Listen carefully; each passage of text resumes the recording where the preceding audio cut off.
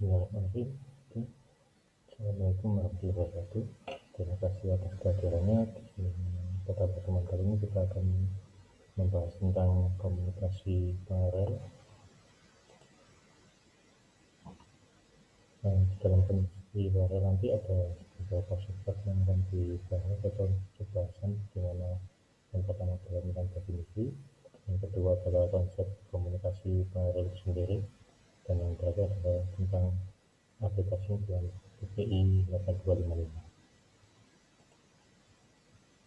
Sebelum masuk ke pembahasan, kemampuan yang diharapkan dari pertemuan kali ini adalah mahasiswa dapat menerapkan konsep interaktif secara paralel.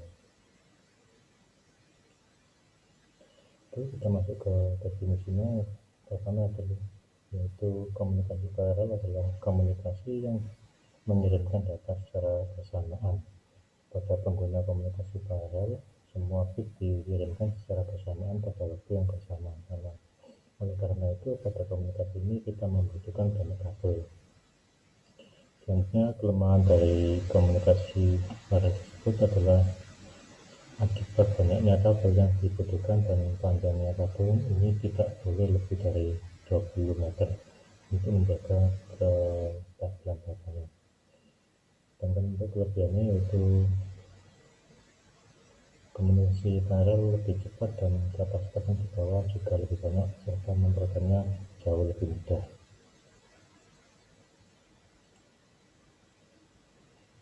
Oke, kalau kita lihat komunikasi paralel sendiri distandarisasi dengan IEEE 1284 yang dikeluarkan pada tahun 1984.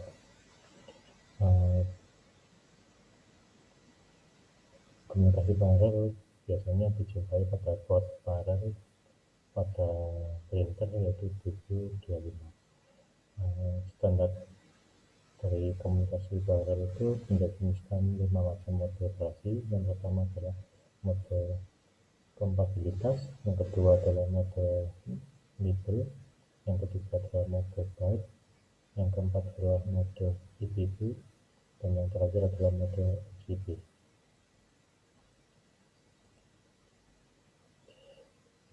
Selanjutnya, dalam melakukan operasinya terdapat langkah-langkah operasi dalam perangkat lunak. Yang pertama adalah tuliskan data byte ke dalam port data.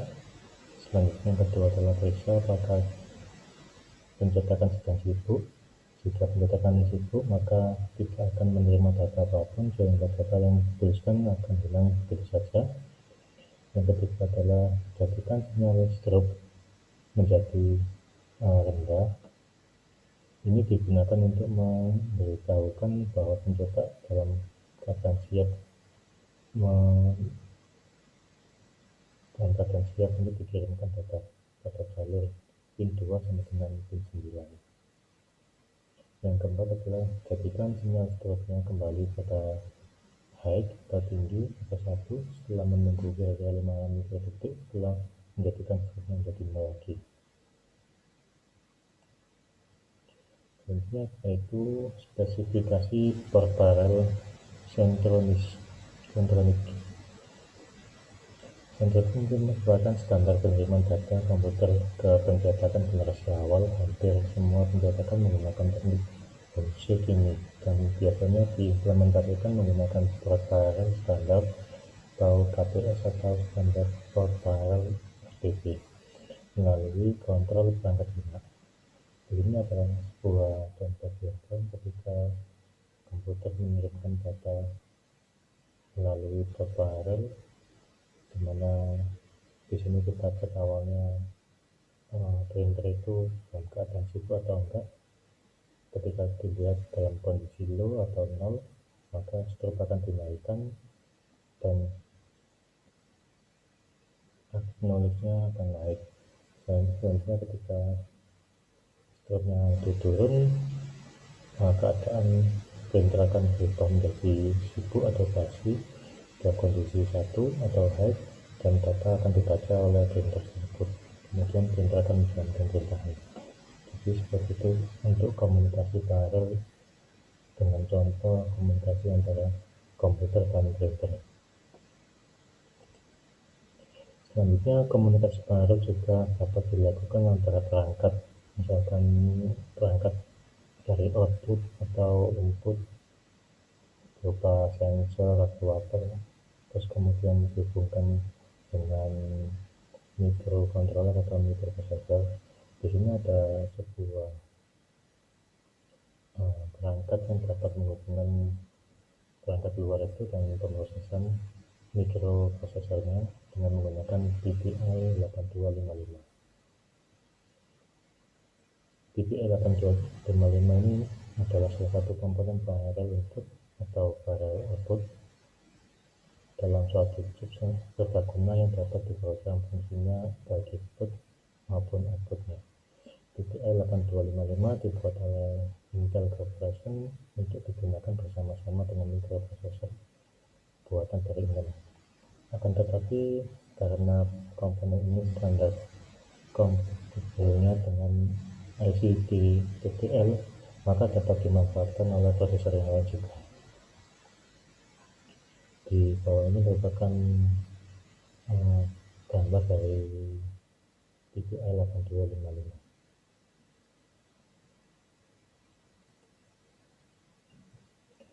PPI 8255 sendiri memiliki beberapa pin dengan fungsi yang masing-masing. Di sini ada beberapa fungsi. Yang pertama adalah untuk bus data, yaitu pada pin 0 sampai dengan 7.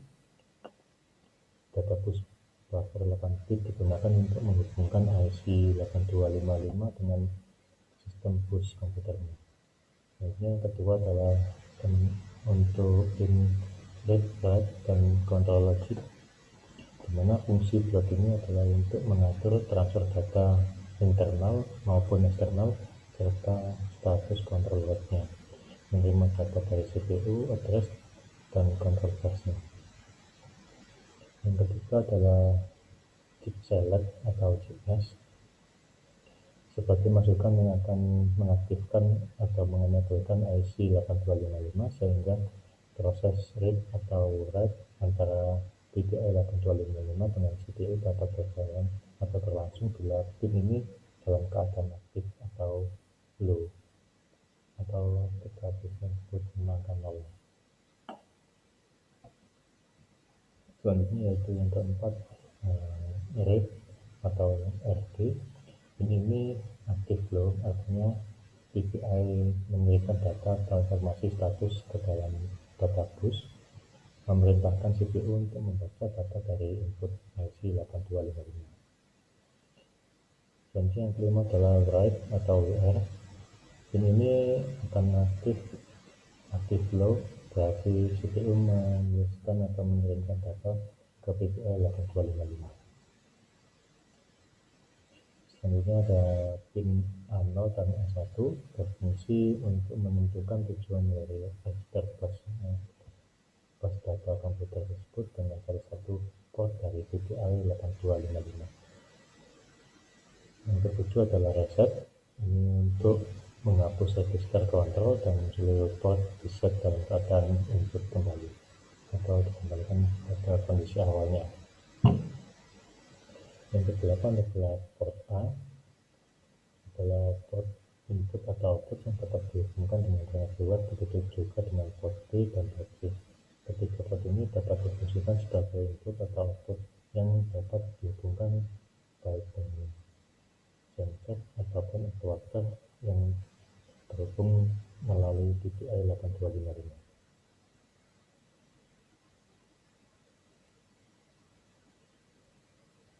Oke, tapi ini gambaran dari konsep komunikasi PPI 8255, di mana sebelah kiri itu ada blok mikroprosesornya, yang tengah ini ada IC PPI 8255, yang kanan adalah pilihan di luar itu dapat berupa sensor, actuator, input, output, dan lain sebagainya.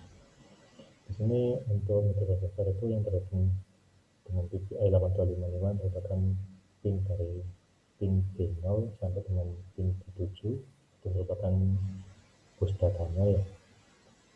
Selanjutnya yang untuk pin port A, port B, dan port C itu merupakan port input output yang akan terhubung dengan yang di luar. Untuk letter A0 dan A1 dapat dilihat pada tabel yang di bawahnya itu ketika logika A0 0 A1 0 A1 A0 nya 0 juga, yaitu bus data dengan port A akan terhubung. Selanjutnya untuk A1 logiknya 0, A0 logiknya 1 adalah hubungan bus data dengan port B. Selanjutnya yang ketiga adalah ketika A1 logiknya 1 dan A0 logiknya 0, maka hubungan bus data dengan port C, dan ketika A1 dan A0 logiknya 1, hubungannya yaitu bus data dengan pengendalian port.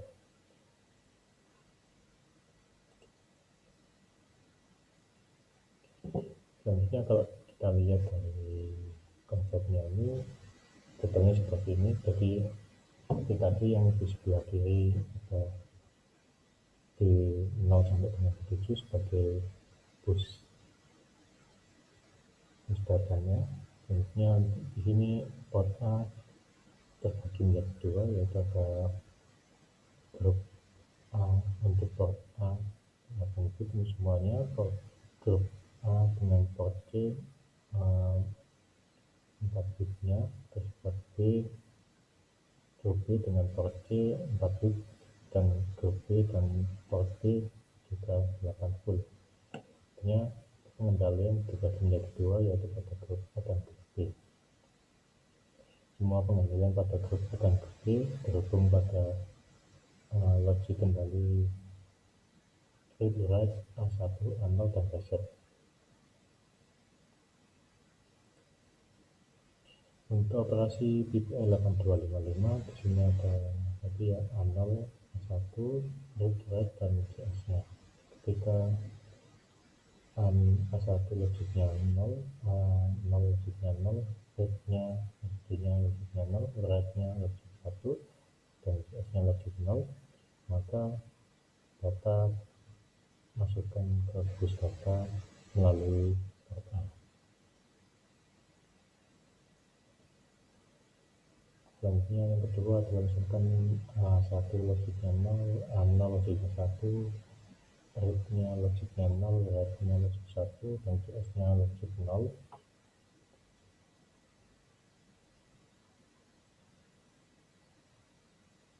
Data akan masuk ke bus data melalui port B. Begitu juga terusnya sampai terakhir yaitu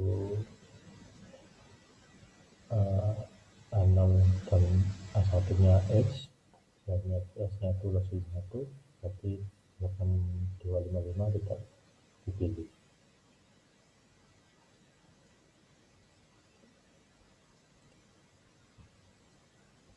Ini adalah control board pada D0 sampai dengan D7 yang masing-masing fungsinya pada sebelah ini ya, sebelah kanan, pada sebelah kanan. Pada grup B, grup A, di sini ada grup B itu mengendalikan D0 sampai dengan D2, untuk grup A mengendalikan D3 sampai dengan D6.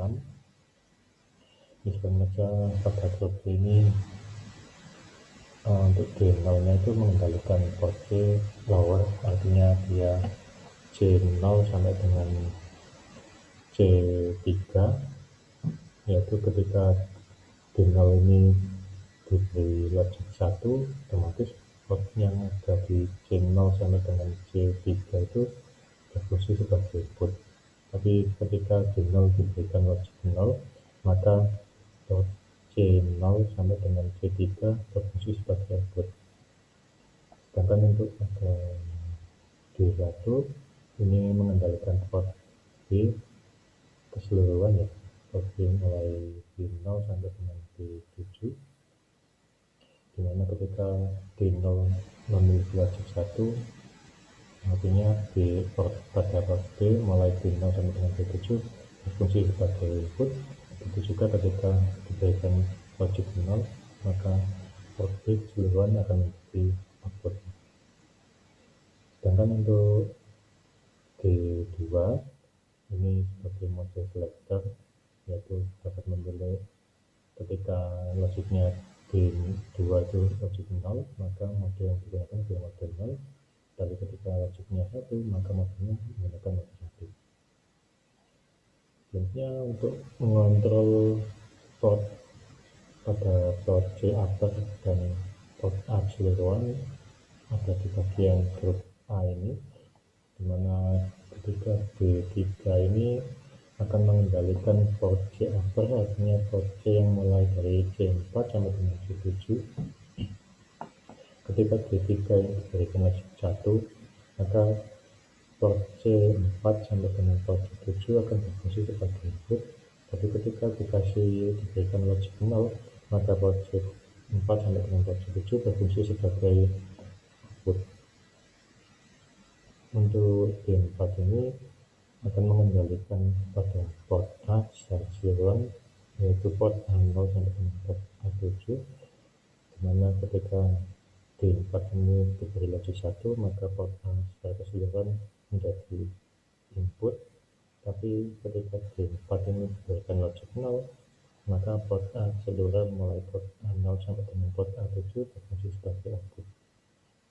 Selanjutnya untuk D5 dan D6 sebagai selector mode juga pada grup A ini ya, dimana ketika D5 dan D6 itu diberi logik sama-sama 0, maka yang digunakan adalah mode 0. Ketika D5 ini diberi logik 0 dan D6 logik 1, maka mode yang digunakan adalah mode 1. Tapi ketika D5 itu kosong dan D6 itu logik 1, maka mode yang digunakan adalah mode 2. Sedangkan untuk yang D7 digunakan untuk flag mengaktifkan PTI 255 ya. Ketika mode 1 berarti modenya aktif.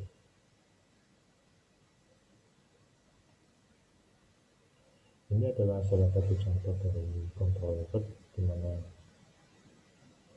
ada D0 sampai dengan D7. Misalkan ketika D0 diberi logik 1, otomatis port C lower mulai D0 sampai dengan C3 berfungsi sebagai input. Selanjutnya D1 diberikan logik 0, maka port C dapat berfungsi sebagai output. Terus untuk D2 nya diberi logik 0, maka grup B itu berfungsi pada mode 0. Terus ketika D3 diberi logik 1, maka pada port C upper berfungsi sebagai input. C upper ini berarti C4 sampai dengan C7. Selanjutnya pada D4 ini diberi logik 1, maka port A secara keseluruhan akan menjadi input, dan untuk D5 dan D6 diberi logik 1, otomatis pada grup A menggunakan mode 0 juga, dan D7 ini akan mengaktifkan perintah dari ini untuk menjalankan PPI 8255.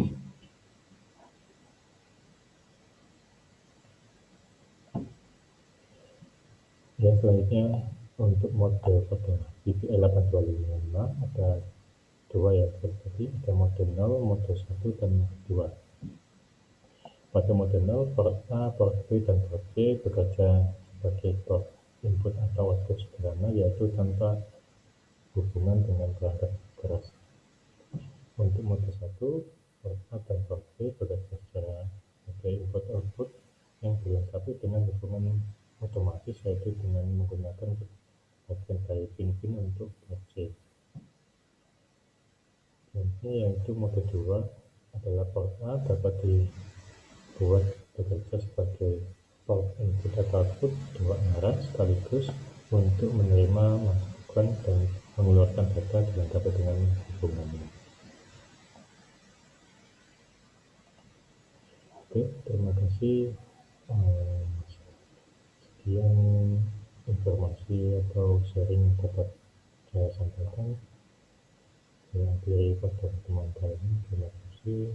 Diharapkan dengan pertemuan kali ini mahasiswa nanti tentang komunikasi paralel khususnya pada VPI 8255 yang dapat diaplikasikan pada elektronika. Terima kasih, saya akhiri. Assalamualaikum warahmatullahi wabarakatuh.